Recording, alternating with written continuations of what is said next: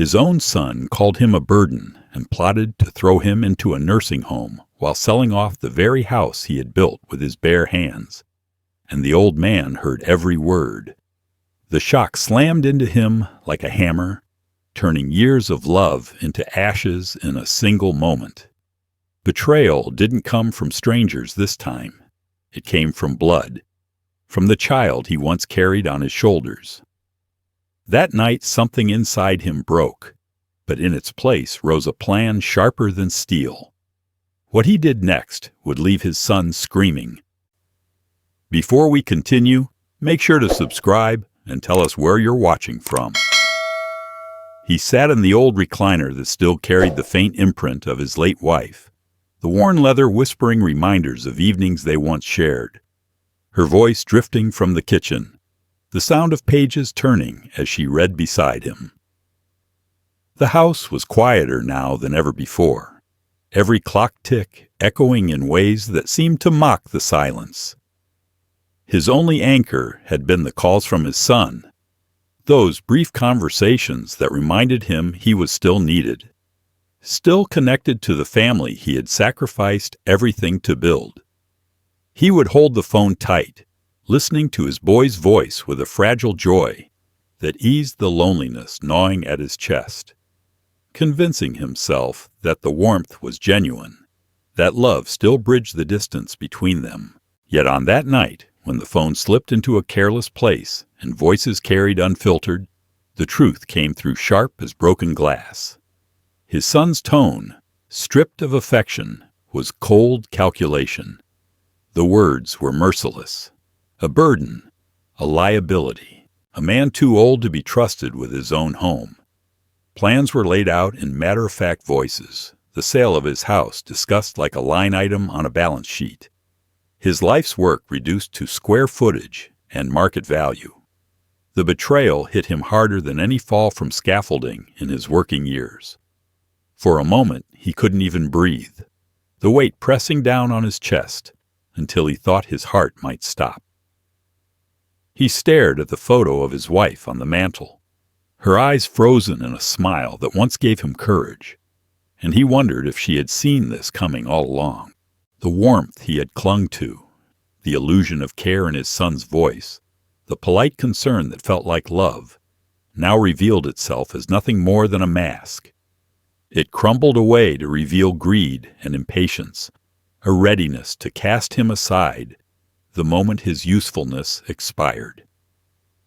He sat there in the darkness, the phone on the floor where it had fallen, and every memory of family dinners, every laugh around the Christmas tree, every birthday candle he had lit for his child seemed to sour and twist into something ugly. The heartbreak was not just in knowing he was unwanted. It was in knowing he had been blind. He had believed the calls meant love, that the advice to eat more or take care was concern, when all along it was surveillance, a way of measuring how much time was left before the paperwork could be drawn. The more he thought of it, the deeper the loneliness cut. The house no longer felt like home, but like a stage where he had been performing the role of father, while behind the curtain, his own son rehearsed the script of betrayal. He looked around at the burgundy sofa, the coffee table he had built with his hands, the bay window he had crafted so his wife could sit with her books, and it all seemed suddenly borrowed, as if he were already erased from the story. His knuckles whitened as he gripped the arm of the chair, fighting the tremor in his hands. How quickly devotion had been turned into dismissal. How easily his son's love had shifted into greed. And yet beneath the crushing sorrow, something else stirred. A slow, deliberate burn. The kind of fire that doesn't flare, but smolders, steady and patient. He thought of all the nights spent working overtime to cover tuition, the loans he paid off without complaint, the sacrifices that had carved deep lines in his face. He thought of how his wife had warned him not to give so much that gratitude disappeared. The words haunted him now, echoing in the silence like a prophecy fulfilled. Alone in the dim glow of the hallway lamp, he realized he had been clinging to fragile trust, holding on to something already broken. The warmth he thought was love was nothing but manipulation, and that knowledge hollowed him out in a way death itself had not. He buried his face in his hands, but no tears came. The grief was too heavy, like stone pressing on his chest, leaving no room for release. He sat there until the grandfather clock in the hall struck midnight, the sound deep and final. The loneliness was unbearable. Yet somewhere inside the sorrow, a question began to take shape. What would happen if he stopped being the grateful old man they counted on? What if, instead of bending, he chose to stand? He looked back at his wife's photo, her gaze steady, her smile soft, and he whispered into the stillness as if she were listening. They think I'm finished. They think I'm weak. But they've forgotten who built this life from nothing. His voice cracked, but behind it was a steel he hadn't felt in years. The heartbreak had hollowed him out, yes, but in that hollow space there was room for something new, something colder and sharper. He sat straighter in his chair, the silence no longer pressing him down, but opening into possibility. The loneliness would not disappear, but it would be answered. He could not erase the sting of betrayal, but he could decide how the story ended.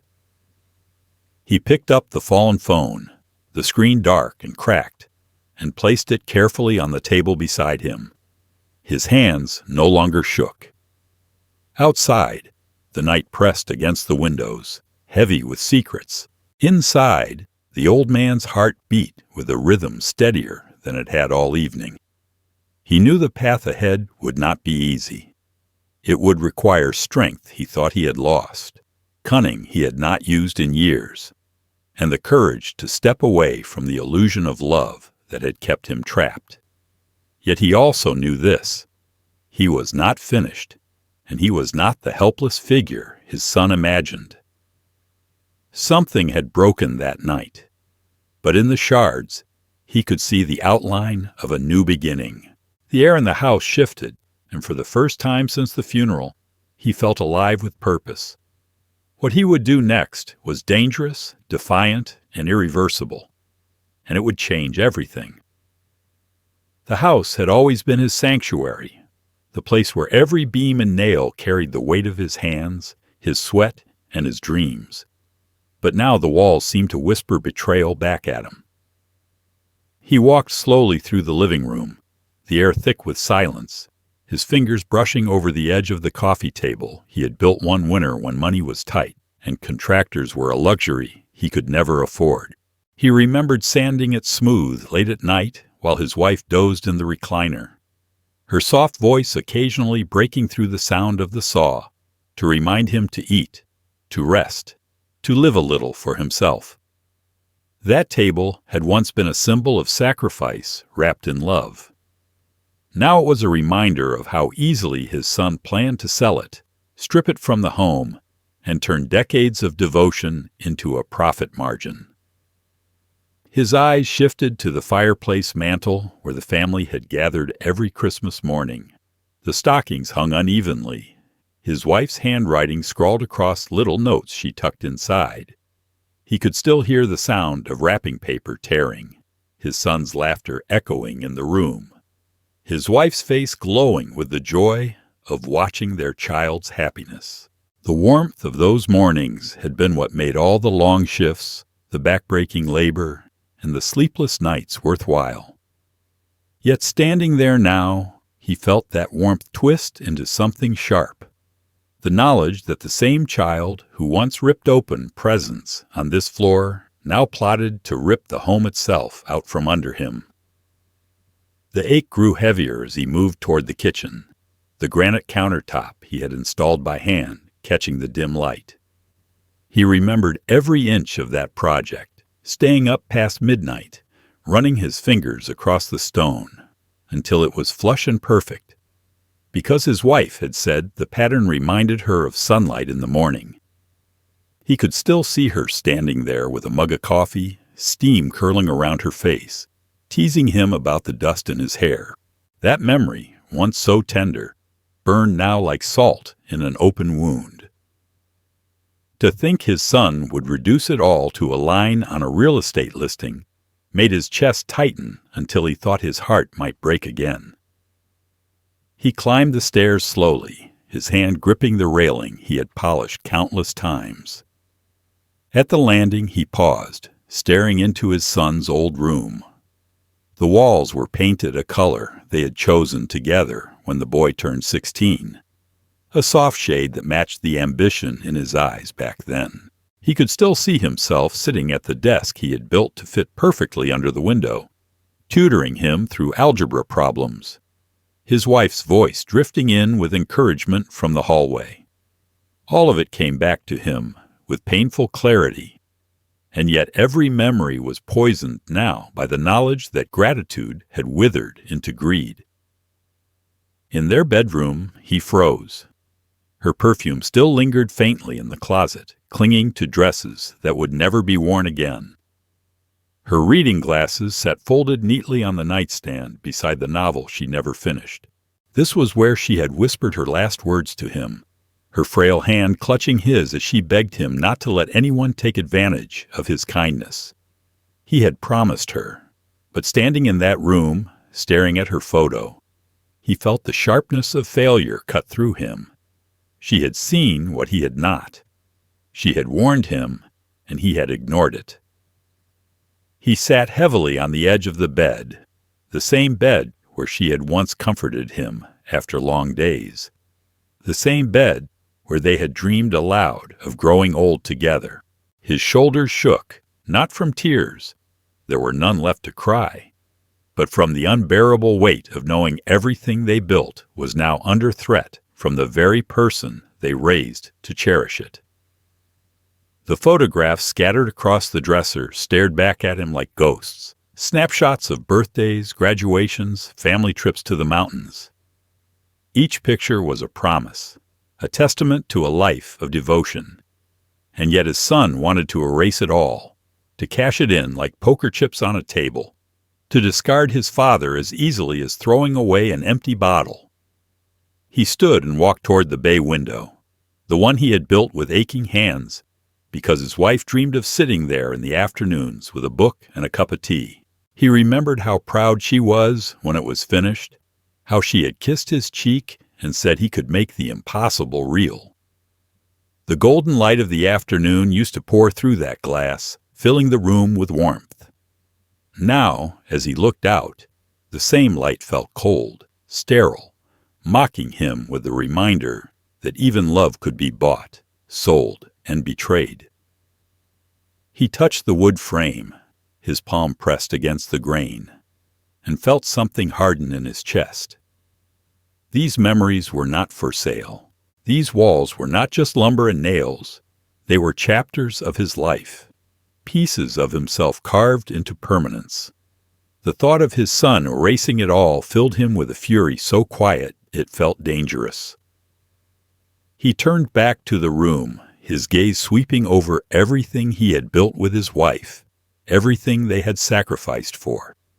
The nostalgia cut deep, every memory a blade, but within that pain was the spark of something else. He could not bring her back, could not undo the betrayal, but he could make certain his son never succeeded in erasing their life. The air felt different now, less like suffocation and more like the beginning of a storm. His hand lingered on the photograph of his wife, her smile as steady as it had ever been, and for the first time since her passing, he spoke to her not with grief, but with resolve. They will not take this from me.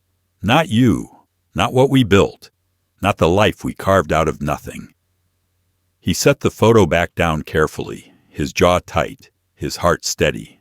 The memories might sting, but they were also weapons, reminders of what he had fought for before and what he was ready to fight for again. As he stepped out of the room, his eyes no longer blurred with sorrow but sharpened with intent. He knew this house was more than a possession. It was a battlefield, and he was not going to lose. What he did next would prove that every nail, every scar, every sacrifice still mattered, and his son was about to learn a lesson that could never be forgotten. He sat at the kitchen table with a folder of old receipts spread before him, each slip of paper carrying the weight of a sacrifice that had once seemed worth making.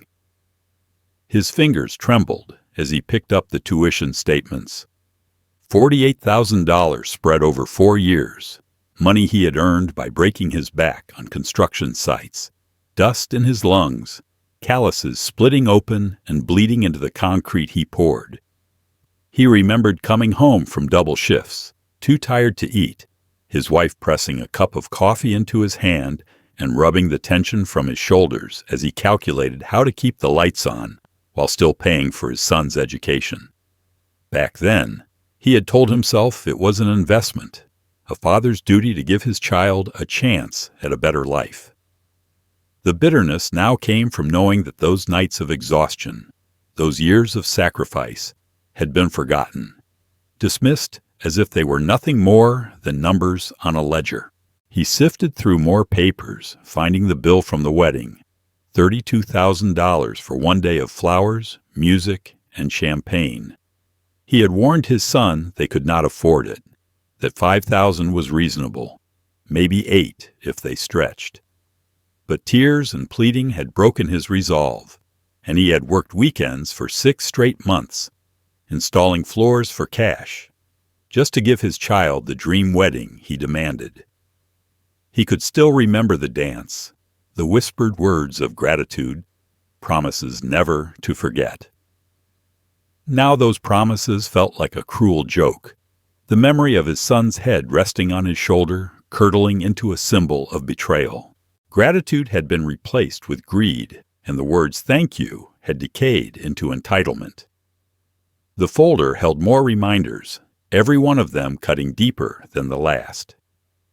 The car loan he had co-signed when his son's credit was too poor to stand on its own. The months of rent he had covered when unemployment dragged on. The utilities he had paid when his son-in-law lost his job and moved into the house. He had never asked for rent, never demanded repayment, believing kindness would be repaid with loyalty. He had smiled when his son-in-law clapped him on the shoulder at barbecues, calling him the most generous man he knew. At the time, it had made him proud. Now the memory only made him sick. The man who once praised his generosity now plotted to sell his home out from under him, reducing his life's work to a $sign on a page. Every recollection seemed to dig the knife deeper. The steakhouse dinner for $200 to celebrate their anniversary. The $3,000 he had poured into the repair of a luxury car that wasn't his. The countless little expenses he had shouldered without complaint. He had told himself it was family, that family meant stepping up when no one else could. He realized now that every act of generosity had been twisted into expectation, every sacrifice taken as a sign of weakness. Gratitude had rotted into greed, and instead of remembering the years he gave them everything, they now looked at him as a burden, something to be managed and discarded. The ache in his chest hardened into something sharper. He thought of his wife's warning, the way she had looked at him when he promised to give their son everything. Don't give him so much that he forgets to be grateful. At the time, he had dismissed it as caution from a woman who worried too much. Now he could hear the truth in her voice, as if she were still in the room, whispering through the silence. She had seen what he had refused to see. He had given too much, and in return, he had been stripped of dignity. He stood, gripping the back of the chair until his knuckles went white, his jaw set in grim determination. The memories that once warmed him now burned like coals, each one fueling the anger that smoldered in his chest. He could not erase the years of labor, could not undo the exhaustion and the sacrifices, but he could make sure they would never again be taken for granted. He knew now that kindness without boundaries was a trap, one that left him vulnerable to those who saw love not as devotion, but as opportunity. And as he looked at the house, the walls lined with the proof of his sacrifice, he swore to himself that his son would not take it, not this time. There were two paths before him, each with consequences. He could continue being the generous father, accepting the betrayal quietly and fading into the role of the helpless old man his son believed him to be. That choice meant peace on the surface, no conflict, but it also meant surrendering everything he had built, erasing the sweat and blood that had gone into every corner of the home. Or he could act, defy the expectation, and use the very strength they had forgotten he still possessed.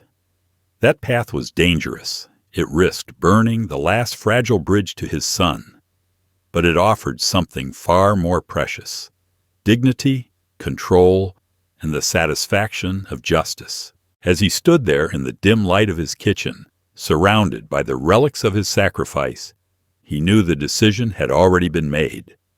The bitterness that filled him was no longer a weight dragging him down, but a spark igniting a fire he had not felt in years. What he would do next would not only reclaim what was his, it would remind his son that a father's sacrifice is not weakness, and that betrayal has a price. The stage was set, and the curtain was about to rise on a reckoning no one would see coming.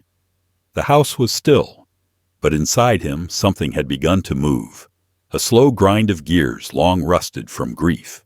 He sat in the darkened living room, the folder of receipts still scattered on the table, his wife's photograph watching him from the mantel like a silent witness.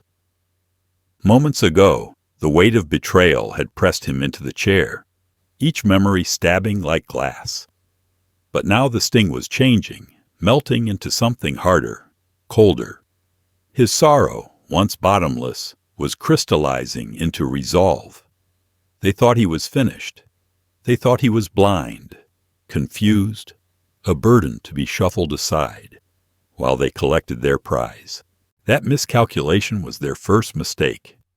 He rubbed his hands together slowly, feeling the old calluses under his skin, reminders of decades of labor that had built not just this house, but the very life they were so eager to dismantle. His son had forgotten what kind of man raised him, what kind of man laid foundations with his own hands and stayed standing when the storms came. Weakness was a mask he had worn too long, a mask they had mistaken for truth. He stood, his back straightening, the ache in his bones replaced by a steadier rhythm in his chest. The grief was still there, sharp and unyielding, but it was no longer paralyzing. It had become fuel, feeding a determination he had not felt in years. He began to pace the room, each step deliberate, his gaze sweeping across the furniture, the photographs, the walls that bore the marks of his life's work. This was not just a house. It was a battlefield. They believed he would surrender without a fight, but they had underestimated the man who built this life from nothing. He paused by the window, staring out at the yard, where he had once planted trees with his wife, where his son had once played under the summer sun. The betrayal echoed louder in that memory, but it also clarified his purpose. If they could look at this ground, this house, this history, and see only dollar signs, then they deserved nothing from him but a lesson they would never forget. His jaw tightened, the lines of his face hardening into something fierce. He could feel the shift inside him, the quiet transformation from sorrow to defiance, and it steadied him in a way tears never could. For the first time since his wife's death, he felt alive, not because of joy, but because of intent. He no longer saw himself as a grieving widower waiting for the inevitable. He was a man with a plan, and that made him dangerous. The silence of the house no longer suffocated him. It hummed with possibility. He looked again at his wife's photo, her smile frozen in time, and he spoke aloud into the emptiness, his voice low but steady. They think I'm helpless. They think I'll lie down and let them strip me of everything we built. They've forgotten who I am." The words hung in the air, heavy and true, and with them came a certainty he hadn't known he was capable of anymore. He turned away from the mantel, his movements sharp, his mind already pulling threads together. There would be no begging, no pleading for their kindness. That part of him was dead. What came next would be his answer, his way of carving the truth into their lives as deeply as they had carved betrayal into his. He reached for the phone on the counter, his fingers steady, his chest filled not with despair, but with a calm resolve that felt like steel. The night pressed heavy against the windows, but inside the house, inside his heart, a storm was gathering. He knew exactly what he would do next, and the thought of it brought the first real flicker of satisfaction he had felt in years. The game was about to change, and his son was about to learn that the man he dismissed as a burden was far more dangerous than he ever imagined. He walked into the modest brick office on a Thursday morning, his best suit hanging a little loose on his shoulders, but pressed as carefully as he could manage. The nameplate on the glass door read Dalton and Associates, nothing flashy, just letters etched with quiet permanence, the kind of place that spoke of practical justice rather than corporate games.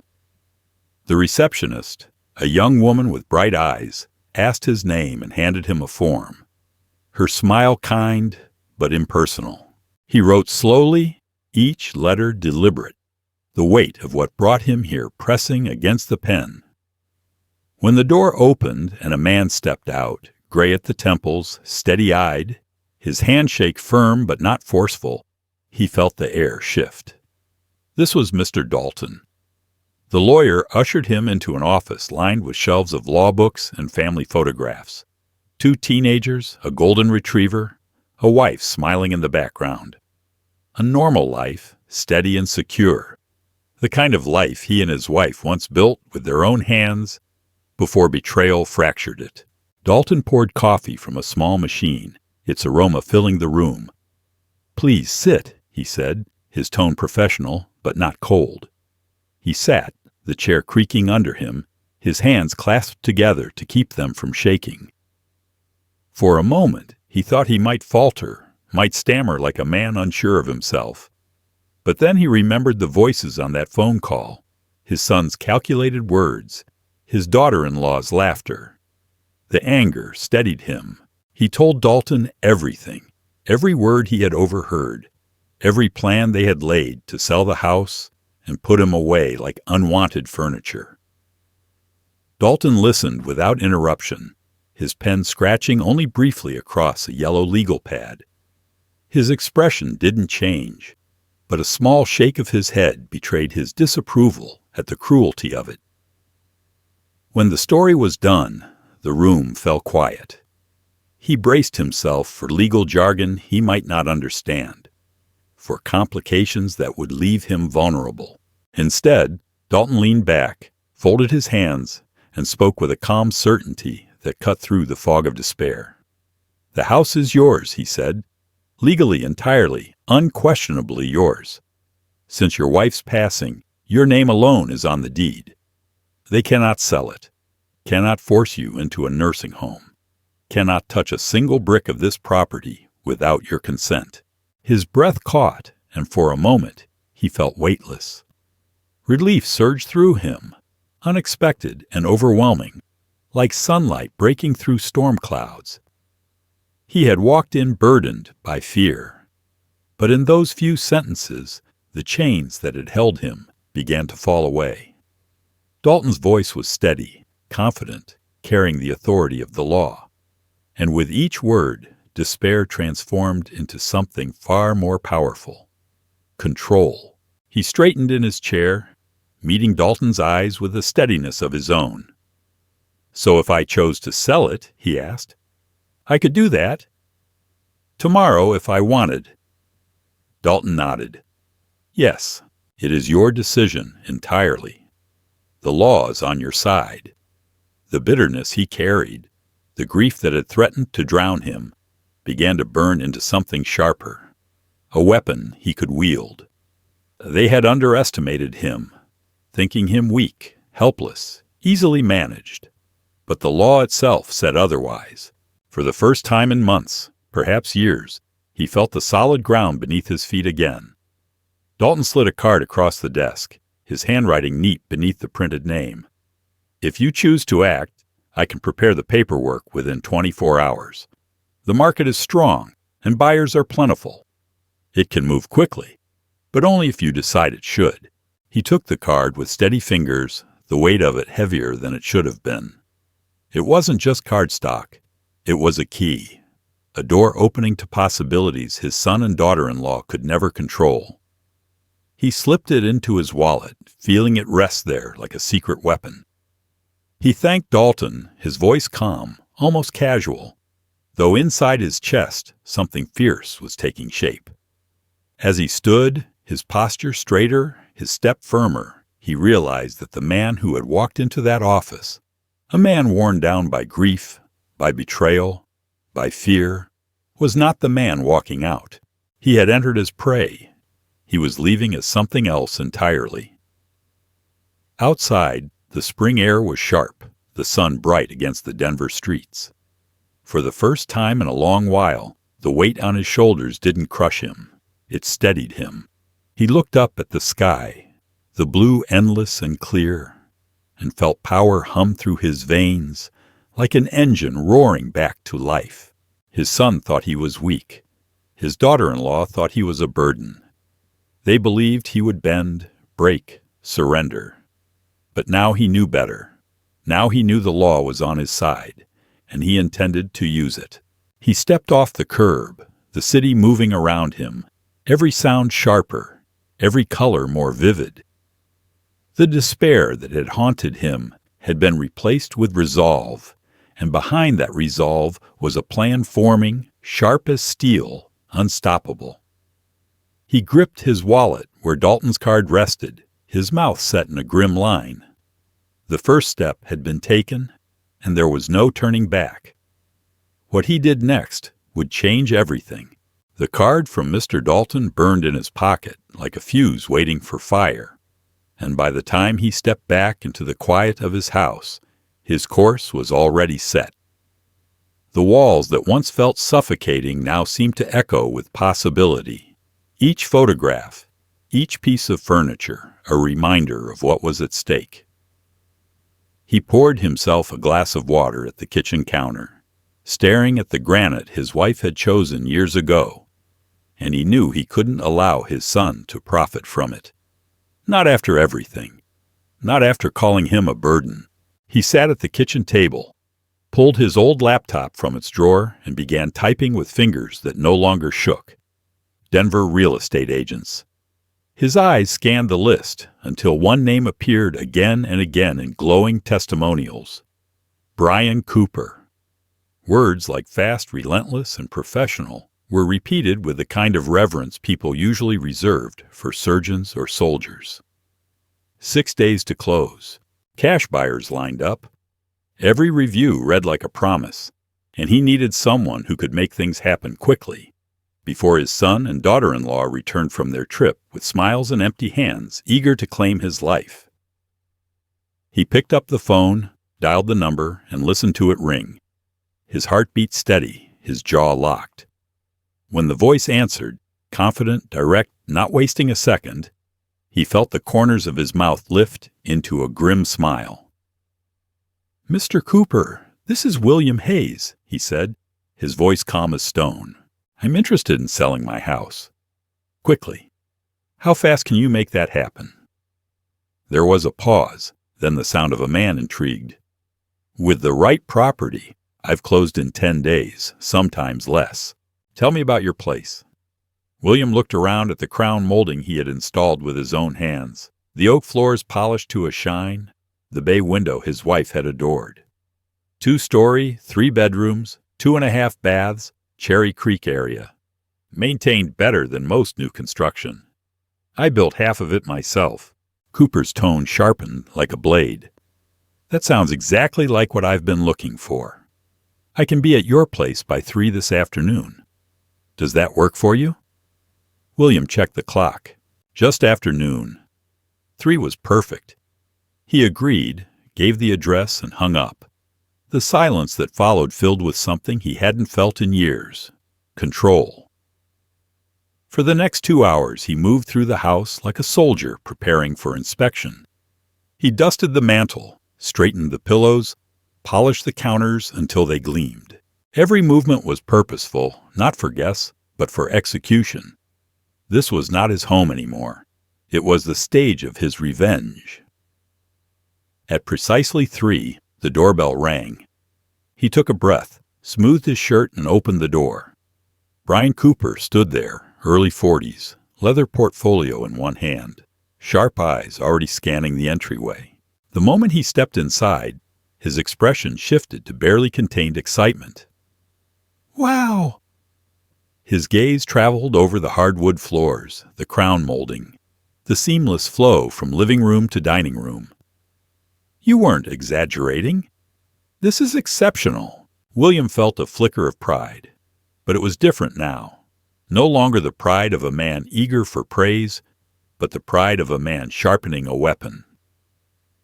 He watched Cooper take photos, type notes, measure spaces, his professional admiration genuine.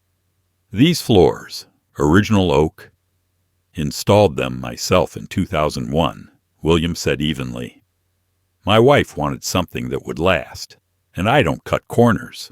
Cooper nodded with respect, his tone shifting to certainty. "I can get this sold fast, and for top dollar. Comparable homes in this area are moving at $850 to $920. But with your custom work and condition, I'd list at $890. My buyers will fight for it. $890,000.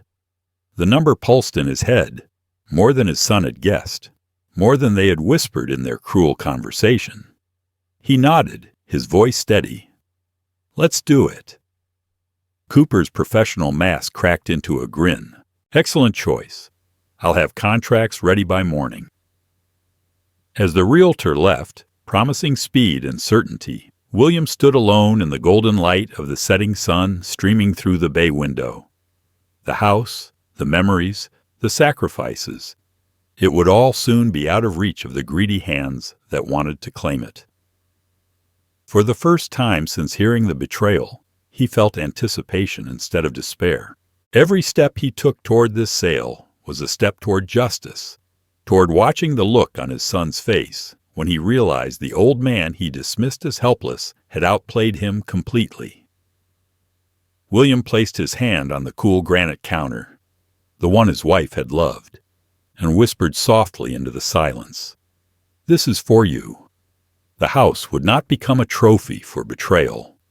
It would become his weapon, and when the moment came, the blow would land with the weight of every sacrifice they had forgotten. What he would do next would cut deeper than words, and the lesson his son was about to learn would echo far longer than any memory of comfort ever could. The morning sun bled gold across the horizon when he walked into the title office, the navy suit on his back, the same one his wife had chosen for his son's college graduation. The fabric felt heavier now, as if it carried not only the years, but the burden of the decision he was about to finalize. Inside, the air hummed with the faint buzz of printers and the low murmur of clerks, the sterile scent of paper and ink oddly at odds with the weight of what this meant for him. Brian Cooper was already waiting, his leather portfolio open, papers stacked in precise order, his smile polished but professional. "Mr. Hayes," he said, offering a firm handshake, "today we finish this." He nodded, his throat dry, his eyes scanning the documents laid before him. Sale price, $890 cash, closing in 10 business days. Every line was exact, every detail binding, each signature required like a nail in the coffin of a life he had built board by board, memory by memory. The notary, a woman with steady hands and kind eyes, explained each page, her voice a quiet metronome guiding him through the process. He listened, He nodded. He signed. With every flourish of his pen, a weight pressed harder on his chest, and yet beneath it, something unexpected stirred. Sadness, yes, sharp and cutting, like watching a home movie of his life unravel in front of him. But there was exhilaration, too, a pulse of freedom that seemed to rise with each stroke of ink. For decades he had been tethered to the house, to sacrifice, to the endless role of provider and protector. Now, for the first time, he felt those chains slipping. When the final document slid across the table, his hand hesitated. He glanced at the paper, at the line waiting for his name, then at Brian's expectant gaze. For a moment, he thought of his wife, of her laughter in the kitchen, of the Christmas mornings filled with wrapping paper and joy, of the nights when the house pulsed with life. The memories hit him like a flood, nearly drowning him. But then he remembered the call, his son's cold voice, the laughter of the woman who should have been a daughter to him. He remembered the words burden and nursing home spoken as if his existence were an inconvenience. His jaw tightened, and with steady fingers he signed his name one last time. The sound of the pen scratching across the page was final, irrevocable. When the notary stamped the document, a metallic click echoed like a gavel. It was done. The house no longer belonged to him. The title, the deed, the very bones of his life were now just assets on a legal form. Brian slid a receipt of wire transfer across the table. $890,000 minus closing costs. Numbers on a page, but more money than he had ever seen at once. He picked up the paper, staring at the figures, his heart thudding. For a moment he felt dizzy, as though the floor had shifted beneath him. That house, his house, was gone. Yet in its place was something else, something fierce and new. Power. He left the office with the check and documents sealed in a folder, the spring air sharp against his face. He walked to his truck parked by the curb, the sun climbing higher, brighter, warmer than it had felt in years. Sliding into the driver's seat, he placed the folder on the passenger side as carefully as if it were a newborn child. His hands gripped the steering wheel, and for the first time since his wife's funeral, they didn't tremble. He inhaled deeply, the air rich with the scent of blooming lilacs drifting from the street. The ache of leaving was there, lodged deep in his chest, but threaded through it was a current of anticipation. On the drive back, he passed landmarks that once defined his life. The elementary school where his son had learned to read, the park where his wife had strolled beside him on Sunday mornings, the corner store where he used to pick up milk after long shifts. Each sight struck him like a blow, nostalgia tugging at him with relentless hands. But instead of dragging him down, those memories seemed to lift him now, each one reminding him of what he had given and why he had made this choice. He had poured everything into others, sacrificed until there was nothing left. And now, finally, he had reclaimed something for himself. When he pulled into the driveway of the house he no longer owned, the late afternoon light painted the walls golden. He sat in the truck, staring at the front door, the keys heavy in his palm. They no longer opened his home, but the home of strangers. The weight of that truth pressed hard against him, but with it came liberation. He realized the memories weren't in the walls or the floors. They were in him. The house could be sold, the locks could be changed, but no one could strip the years from his mind. No one could erase the echoes of his wife's laughter, or the vision of his son taking his first steps. Those belonged to him alone. He stepped inside for what might be the last time, the rooms bathed in fading light. He moved through them slowly, letting his fingers trace the grain of the wood, the coolness of the granite, the fabric of the curtains his wife had sewn. Each step was heavy, bittersweet, but the sadness carried with it a strange release. He was no longer bound to this space, no longer chained to the expectations of family who saw him as expendable. He was free to walk away, to start again on his own terms. He poured himself a glass of water and sat in his wife's old chair by the window. Outside, the garden she had planted bloomed defiantly, untouched by betrayal, indifferent to loss. He raised the glass in a silent toast, his lips forming words only she would understand. "This is for us." He drank, the water cool and cleansing, and for the first time in years, his chest expanded without the weight of sorrow pressing down. Night fell, and as he stood at the door, with the keys in his hand, he knew tomorrow would bring a different kind of reckoning. His son and daughter-in-law would return, expecting gratitude and submission, expecting to control him as they controlled their plans. Instead, they would find an empty house and a locked door, their inheritance gone, their scheme undone. He smiled, small but certain, as he closed the door behind him. The past was heavy, yes, but the future was waiting, and for the first time since she left him, he could feel it calling. What he would do next would not only seal his revenge, but redefine his freedom forever. The night settled heavy over the house, the kind of silence that feels like it's waiting for something to break. He sat at the old oak desk in his study, the same desk where he had once helped his son with homework, the same desk where he and his wife had written out grocery lists and vacation plans. Now the surface was bare, except for a single sheet of paper, a fountain pen, and the sharp resolve coursing through his veins. He stared at the blank page for a long moment, the ticking of the clock on the wall filling the room like a drumbeat. Then he began to write, not in haste or trembling anger, but with the steady hand of a man who had made his choice and would not turn back. Michael, he wrote, and the name itself felt foreign, like it belonged to someone else, a stranger who had once been his son. You may believe you've outsmarted me. You may think I am weak, blind, or too broken to see through your plans. You are wrong. He paused, the words hanging on the page like a blade, then continued. Every nail in this house, every dollar spent, every sacrifice made was mine. Your tuition, your wedding, the countless debts I paid without question. Those were gifts born of love, not obligations for you to twist into entitlement.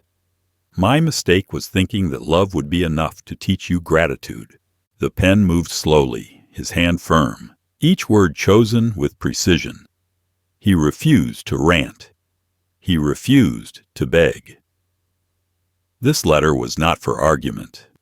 It was a reckoning, the final balance sheet of a life spent giving, now reclaimed.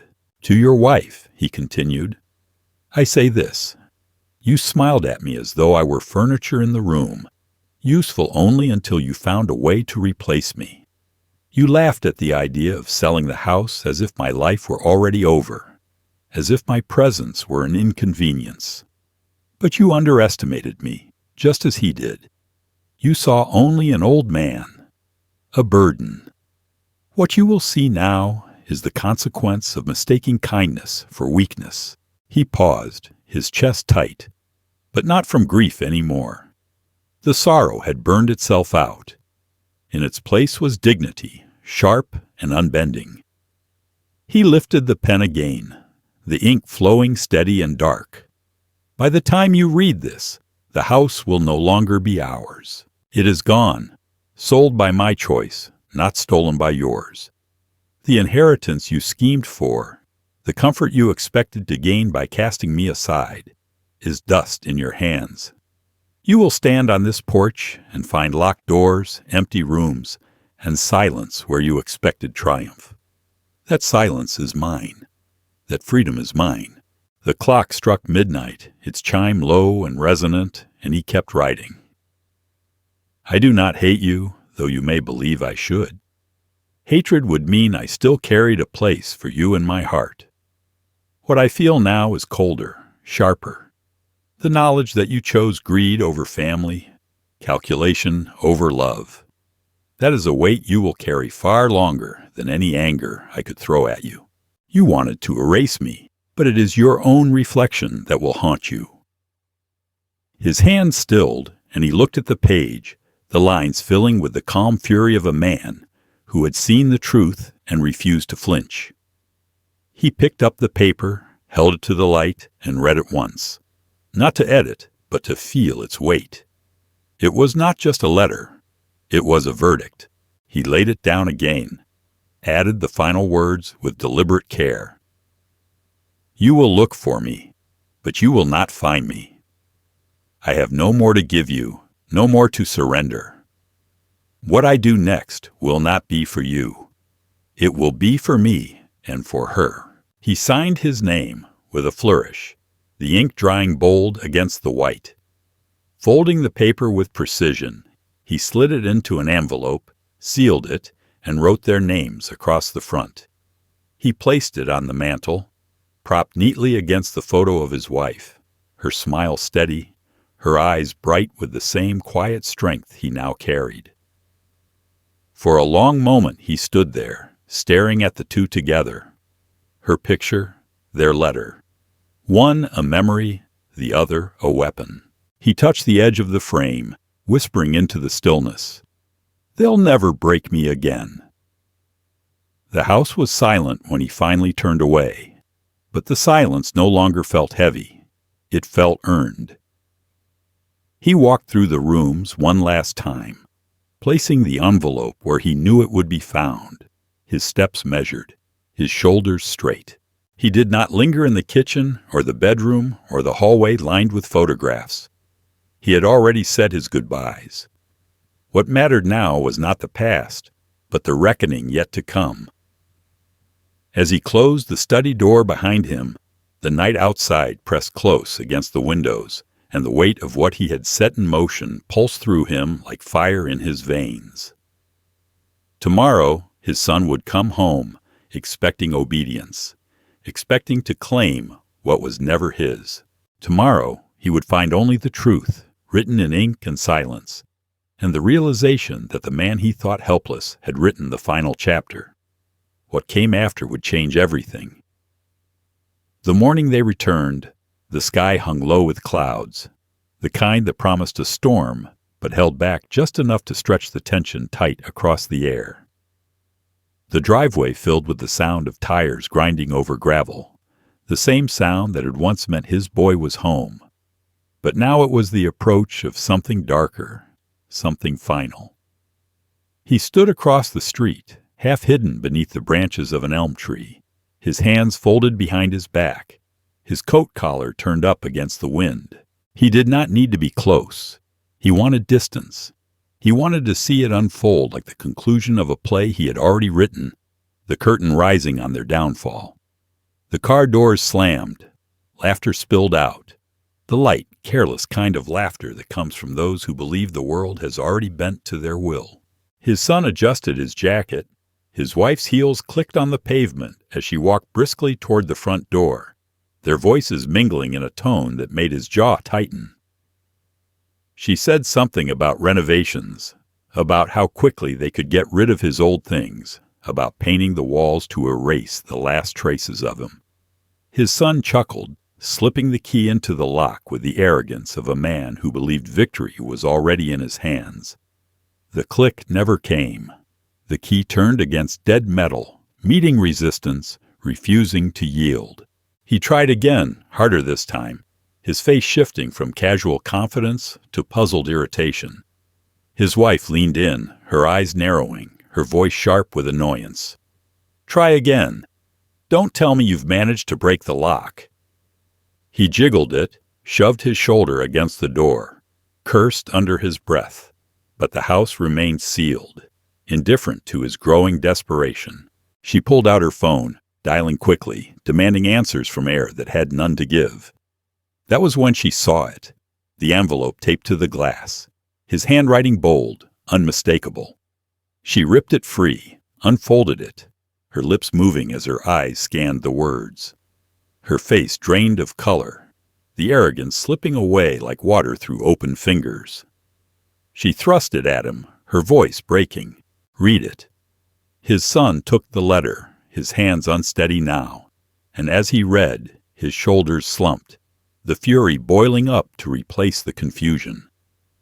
He looked around as if the walls themselves had betrayed him, as if the street and sky had conspired to strip him bare. His voice cracked into a shout, echoing down the block. "He sold it! He sold the damn house!"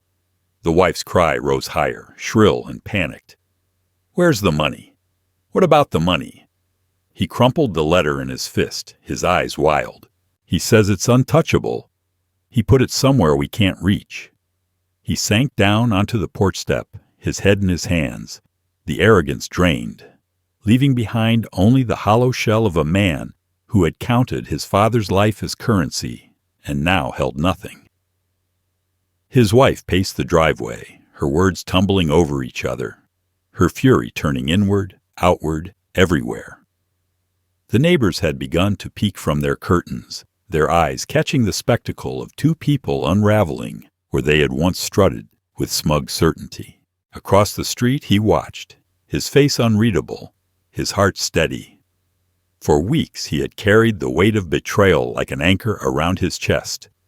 But now, seeing them locked out, seeing the letter tremble in his son's fist, he felt something lift. It wasn't joy, not in the way laughter fills a room, but a deeper satisfaction, a release that washed through him like a tide pulling away years of pain. He had not shouted, had not begged, had not argued. He had simply acted. And now they stood outside a house that no longer belonged to any of them, screaming at doors that would never open, while he walked away free. He took one last look at the home he had built with his wife, at the porch where they had once sat together watching sunsets, at the window where she had read her books in the afternoon light. The memories were his, untouchable, carried within him, not trapped in lumber and brick. Let them rage. Let them feel the weight of their greed turning against them. He had reclaimed more than just money. He had reclaimed himself.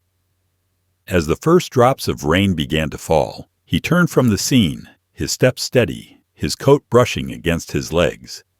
Behind him, the voices rose, frantic, desperate, broken. Ahead of him, the road stretched open, wet and glistening, a promise of something new. He breathed in the storm air, sharp and clean, and for the first time since his wife's passing, he felt whole. The reckoning was complete. The son who called him a burden now sat in defeat on the steps, and the man who was once underestimated had walked away stronger than they could ever imagine. What waited beyond this moment was unknown, but the freedom was his, and the silence in his heart was no longer grief. It was peace. And the next chapter was his alone to write. Life has a way of testing us in the places we least expect, and often it's not strangers, but those closest to us who wound us the most. This story reminds us that sacrifice without boundaries can sometimes breed entitlement rather than gratitude. For older adults who have given everything to family, time, money, and love, it is important to remember that dignity is not something to be bargained away. The father's journey shows that strength does not vanish with age, and that standing up for oneself is not an act of bitterness, but an act of self-respect. Memories, love, and hard work cannot be erased by greed. They live within us, untouchable. Justice in this case came not through shouting or revenge and anger, but through calm resolve and decisive action. That is a lesson for all of us. We may not control how others treat us, but we can control how we choose to respond. For seniors, it is a powerful reminder that it's never too late to protect what you've built and reclaim your peace. If this story touched you, subscribe to the channel and share your thoughts in the comments. Your voice matters, and your wisdom could be the reminder someone else needs today. Estimated had walked away stronger than they could ever imagine. What waited beyond this moment was unknown, but the freedom was his, and the silence in his heart was no longer grief. It was peace. And the next chapter was his alone to write. Life has a way of testing us in the places we least expect, and often it's not strangers, but those closest to us who wound us the most. This story reminds us that sacrifice without boundaries can sometimes breed entitlement rather than gratitude. For older adults who have given everything to family, time, money, and love, it is important to remember that dignity is not something to be bargained away. The father's journey shows that strength does not vanish with age, and that standing up for oneself is not an act of bitterness, but an act of self-respect. Memories, love, and hard work cannot be erased by greed. They live within us, untouchable. Justice in this case came not through shouting or revenge and anger, but through calm resolve and decisive action. That is a lesson for all of us. We may not control how others treat us, but we can control how we choose to respond. For seniors, it is a powerful reminder that it's never too late to protect what you've built and reclaim your peace. If this story touched you, subscribe to the channel and share your thoughts in the comments. Your voice matters, and your wisdom could be the reminder someone else needs today.